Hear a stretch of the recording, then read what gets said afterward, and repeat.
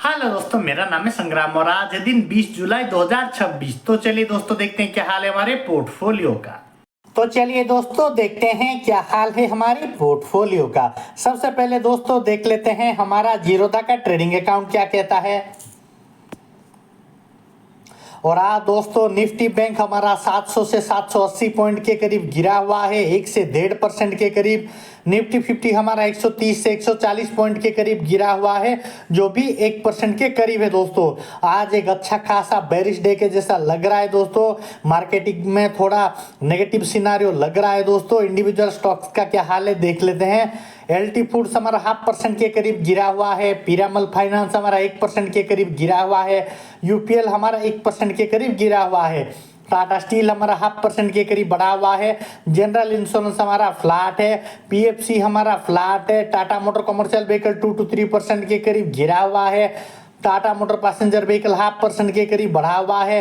वेदांत हमारा 1 से 1.5% के करीब बढ़ा हुआ है। वेदांत स्टील हमारा 1% के करीब गिरा हुआ है। वेदांत पावर हमारा फ्लैट है। वेदांत एल्यूमिना हमारा फ्लैट है। और वेदांत ऑयल एंड गैस 0.5% के करीब बढ़ा हुआ है दोस्तों। तो चलिए दोस्तों देख लेते हैं क्या प्रॉफिट बुकिंग करने जैसा कुछ है हमारे पास। तो जैसे कि आप सबको पता ही होगा दोस्तों, ये हमारा स्विंग ट्रेड का पोर्टफोलियो है जो कि 6 to 7% के करीब गिरा हुआ है। 15 to 16,000 के करीब ये गिरा हुआ है दोस्तों। इंडिविजुअल स्टॉक्स की अगर बात करें तो LIC हाउसिंग फाइनेंस हमारा 1 to 2% के करीब गिरा हुआ है, जो कि 600 to 700 के करीब है। पीएफसी हमारा 9 to 10% के करीब गिरा हुआ है, जो कि 14 to 15,000 के करीब है। रेक लिमिटेड हमारा 1 to 2% के करीब गिरा हुआ है, जो कि 600 to 700 के करीब है दोस्तों। हाल फिलहाल के लिए प्रॉफिट बुकिंग करने जैसा कुछ नहीं है दोस्तों। निफ्टी अगले कुछ दिनों में जब अच्छा खासा अपसाइड का मोमेंटम दे देगा तब जाकर हमें कोई इसमें अच्छा खासा प्रॉफिट बुकिंग करने का सिनारियो मिल जाएगा दोस्तों। हाल फिलहाल के लिए पेशेंस के साथ हमें वेट करना पड़ेगा, तो इसको एजीटी छोड़कर आगे बढ़ना पड़ेगा दोस्तों। तो चलिए दोस्तों आगे बढ़ते हैं और देखते हैं हमारा अगला वाला पोर्टफोलियो क्या कहता है। तो यह है दोस्तों हमारा कोटक न्यू का पोर्टफोलियो, जो कि हमारा 13 to 14,000 के करीब ओवरऑल पोर्टफोलियो गेन में देखने को मिल रहा है। 51 to 52% के करीब रिटर्न इसमें देखने को मिल रहा है दोस्तों। इंडिविजुअल स्टॉक्स की अगर बात करें तो एलटी फूड्स हमारा 13 to 14,000 के करीब बढ़ा हुआ है। 52 to 53% के करीब ये बढ़ा हुआ है दोस्तों। विमप्लास्ट हमारा आज भी गायब है दोस्तों। सेलो वर्ल्ड के साथ ये मर्जर हो गया है, नए वैल्यूएशन के साथ ये वापस आएगा दोस्तों। हाल फिलहाल के लिए अभी गायब है, अगले कुछ दिनों में शायद ये वापस आ सकता है दोस्तों। तो चलिए दोस्तों इसको एजीटी छोड़कर आगे बढ़ते हैं और देखते हैं हमारा अगला वाला पोर्टफोलियो क्या कहता है।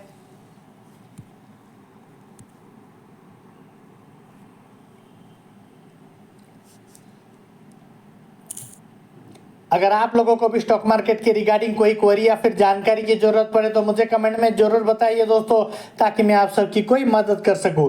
तो ये है दोस्तों हमारा क्रिप्टो करेंसीज का अकाउंट, जो कि 55% के करीब गिरा हुआ है। आज के दिनों में 0.5% के करीब ये बढ़ा हुआ है दोस्तों। जैसे कि आप सबको पता ही होगा दोस्तों, क्रिप्टो करेंसी एक लॉन्ग टर्म इन्वेस्टमेंट है। जब तक 5-10 साल तक हम इसको होल्ड नहीं करेंगे तब तक हम इसमें कोई अच्छा खासा बड़ा क्रिप्टो करेंसी हमारे हाथ लगेगा ऐसा एक्सपेक्ट नहीं कर सकते दोस्तों।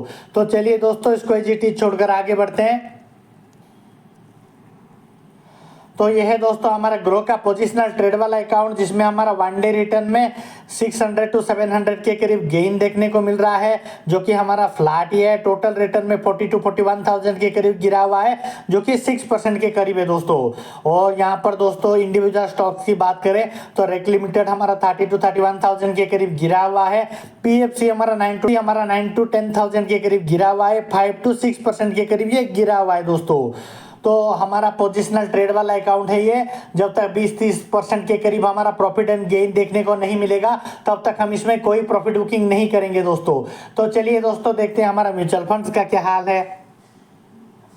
म्यूचुअल फंड्स की अगर बात करें तो दोस्तों 1 डे रिटर्न में 2 to 3,000 के करीब हमारा गिरा हुआ है, जो कि हमारा 0.5% के करीब है। टोटल रिटर्न में 98 to 99,000 के करीब ये बढ़ा हुआ है। 7 to 8% के करीब ये बढ़ा हुआ है। इसका XIRR पॉजिटिव में आ गया है दोस्तों। 5.24% का पॉजिटिव XIRR देखने को मिल रहा है दोस्तों। तो हमें इसमें कोई चेंजेस करने की जरूरत नहीं है दोस्तों। आगे बढ़ते हैं और देखते हैं हमारा अगला वाला पोर्टफोलियो क्या कहता है।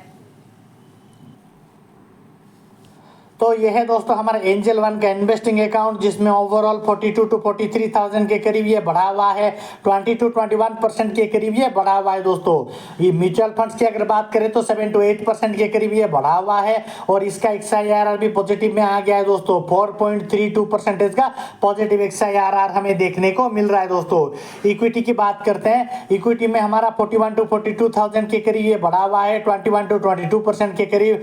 एनालाइज में देख लेते हैं, स्मॉल कैप हमारा 119 से 120% के करीब बढ़ा हुआ है, लार्ज कैप हमारा 0.5% के करीब बढ़ा हुआ है, मिड कैप हमारा 46 to 47% के करीब बढ़ा हुआ है।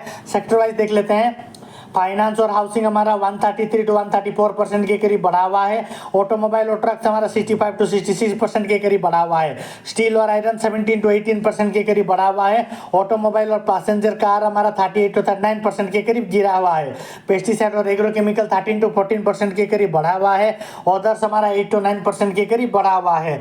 अदर्स में हमारा फाइनेंस और NBFC 3 to 4% के करीब गिरा हुआ है, एल्यूमिना प्रोडक्ट्स हमारा 1072 से 1073% के करीब बढ़ा हुआ है, मेटल और नॉन फ्यूरोस हमारा 6 to 7% के करीब गिरा हुआ है, पावर जनरेशन हमारा 41 to 42% के करीब गिरा हुआ है, ऑयल और रिफाइनरी 68 to 69% के करीब गिरा हुआ है, मेटल और फ्यूरोस हमारा 7 to 8% के करीब गिरा हुआ है दोस्तों। तो चलिए दोस्तों इंडिविजुअल स्टॉक्स का हाल देख लेते हैं।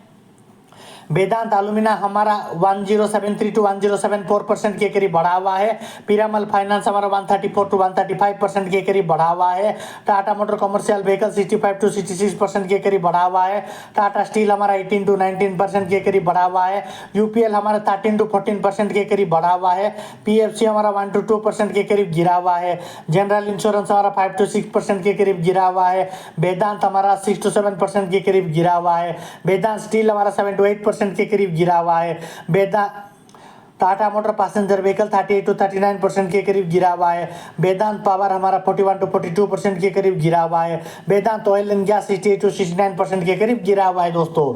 तो हमारा इक्विटी ऑलरेडी अच्छा खासा परफॉर्म कर रहा है दोस्तों, डरने की कोई बात नहीं है। तो चलिए दोस्तों मिलते हैं हम हमारे अगले वाले एपिसोड कल में।